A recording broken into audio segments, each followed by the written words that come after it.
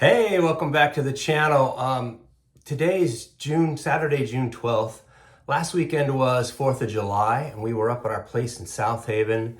I usually go to an antique store in South Haven, has some cards.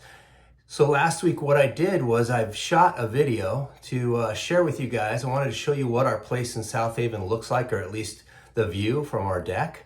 And then I wanted to take you to an antique store and take a look at some cards, and then I was going to show you what I picked up.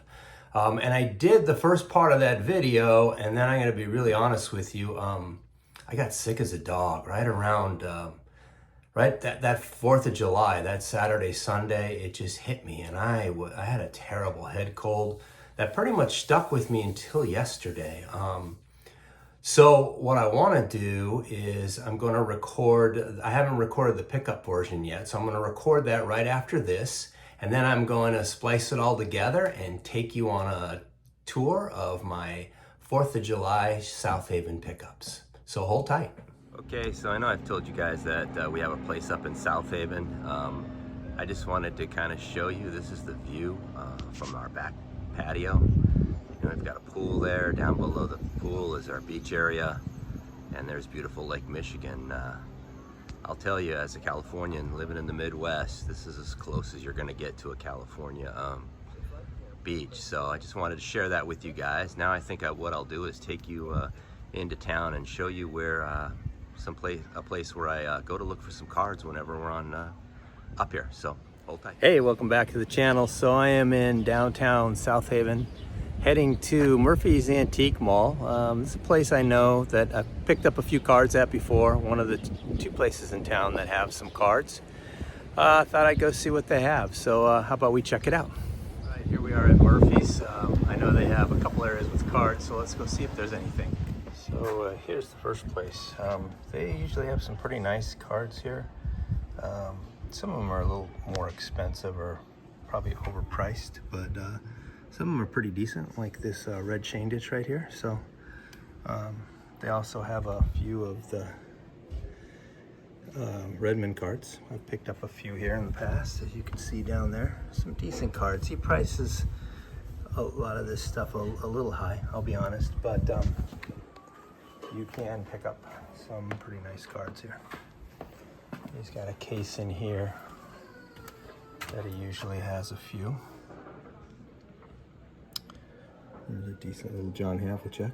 And here's the other one, the other case that I take a look at. I've been picking up, or looking to pick up, a few of these basketball cards. They've got some pretty nice cards in here. That's really the only places here in town that have, there's one other place that has some high-end cards, but there's only 2 or 3. But it's kind of fun. I come in here. My wife and daughters go shopping, and I come in here and look at cards. Okay, so before I show you the cards I picked up at the antique store, there were 2 cards that came in from eBay the same time. So the first one, although it's not a vintage card, it looks like one. It's this beautiful 2018 Shohei Ohtani Heritage Rookie card, and I love this card. I love it because it's the 1969 Topps, one of my favorite sets. So I've been wanting this card in the collection for a while. This card, there's 2 Ohtani cards I want. One is this card. Another one looks like it's a transagram. I like the fact that they both look older, yet they're still, newer cards. And I love this one. The transagram one's a little more expensive, but I plan to add that one to the collection in the near future. But this one I love. This one's going to actually go to SGC eventually. I think it, probably should grade around an 8, which is perfect for my collection. So the first card I picked up was the beautiful 2016 Shohei Ohtani.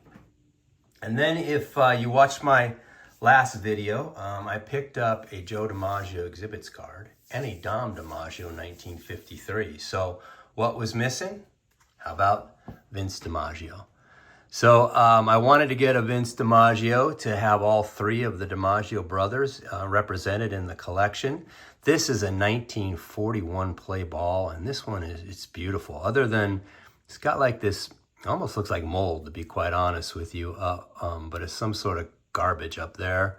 But outside of that, the centering's pretty solid. There's no wrinkling in this card.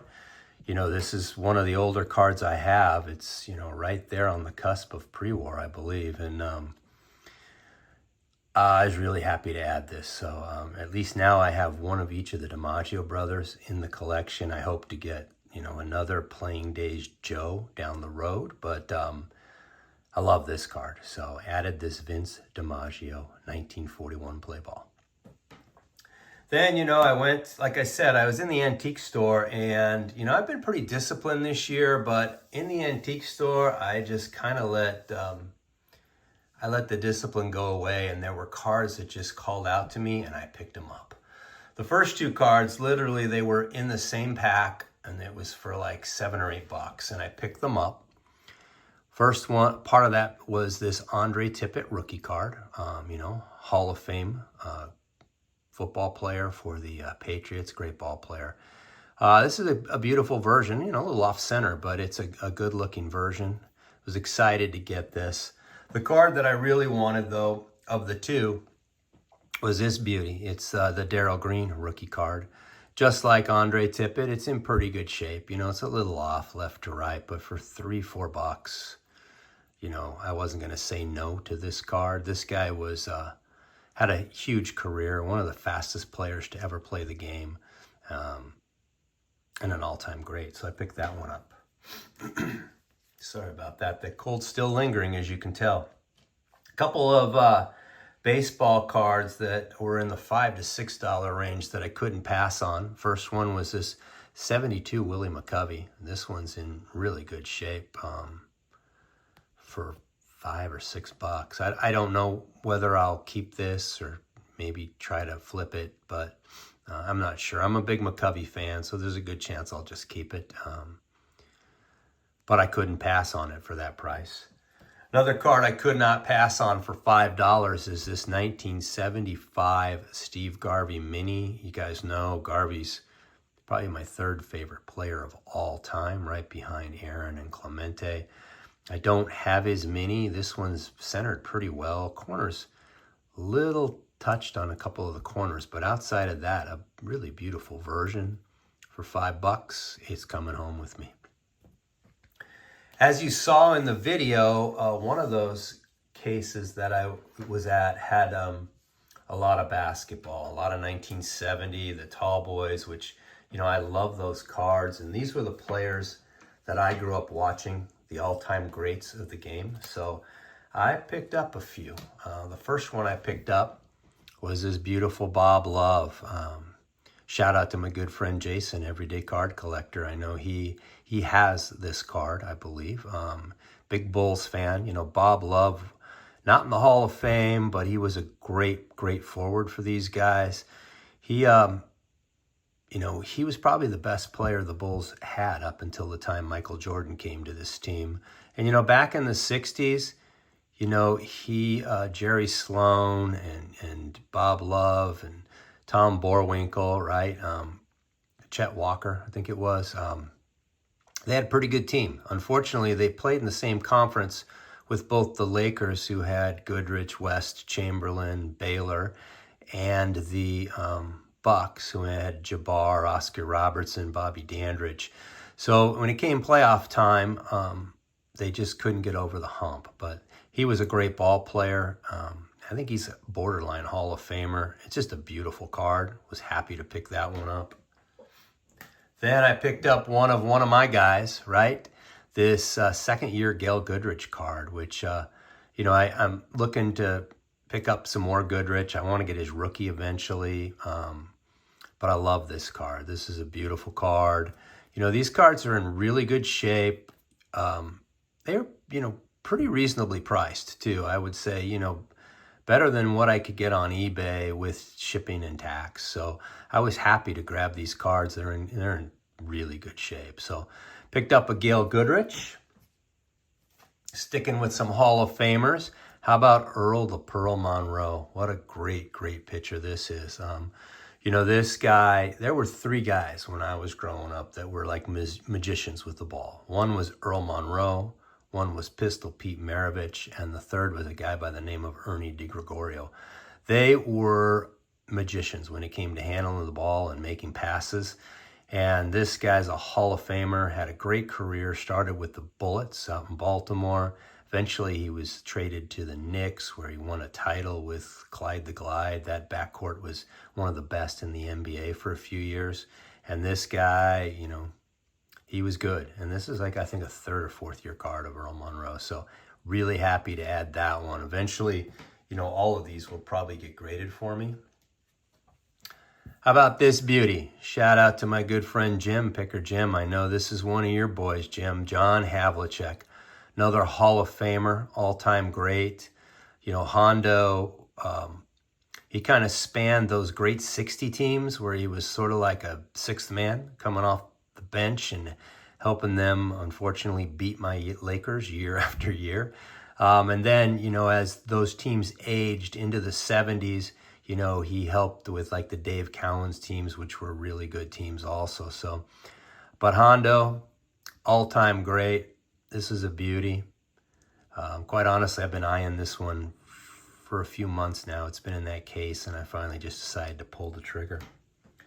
And then the last card, basketball card of that from that year, is this beautiful Elvin Hayes. This is a second year, I believe, second or third year Elvin Hayes card. And, you know, I've talked about him in other videos. Elvin Hayes was one of the best basketball players to ever play, and he's one that people don't know enough about. I still believe he's like number 3 all-time in rebounds. He was a guy that was averaging, you know, 27, 28 points and 15, 16 rebounds a game. He was a fantastic ball player, and was able to pick up a second year Elvin Hayes, and I'm really excited to add that to the collection. And then sticking with Elvin Hayes, I saw this in the case that I just couldn't pass. It was a 1972 Elvin Hayes in a PSA 6, and I think they wanted $17 for this card, which, you know, to me, that's the grading fee. So I love it. This is like a third or fourth year Elvin Hayes card. So I jumped all over that and really excited to have this one added to the collection.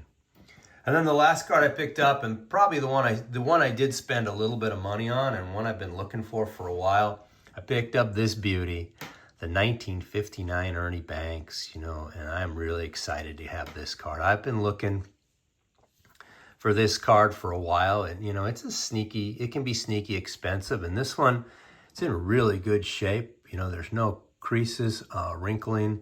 Centering's a little off left to right. When you flip it over on the back, it has a small stain up here.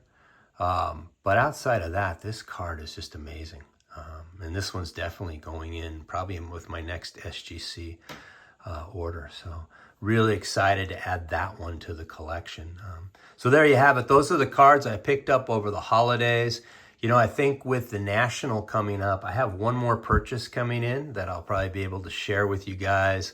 I know that John P. Collects and I will be recording the Johnny Bench Bargain Hunters episode tomorrow. I believe we're going to do that. So that will be coming out in the near future. And then, and I believe we're going to have a special guest, but I'm going to keep that one as a surprise for the episode, a little teaser here. And then I have about 2 or 3 SGC orders that should be coming up. So there should be some fun content here in the next 2 to 3 weeks leading up to the National. You know, if you're new to the channel and you like what you see, please hit like and feel free to subscribe. As always, you know, I appreciate anytime anybody takes the time to watch one of my videos. And until we talk again, stay safe, keep collecting.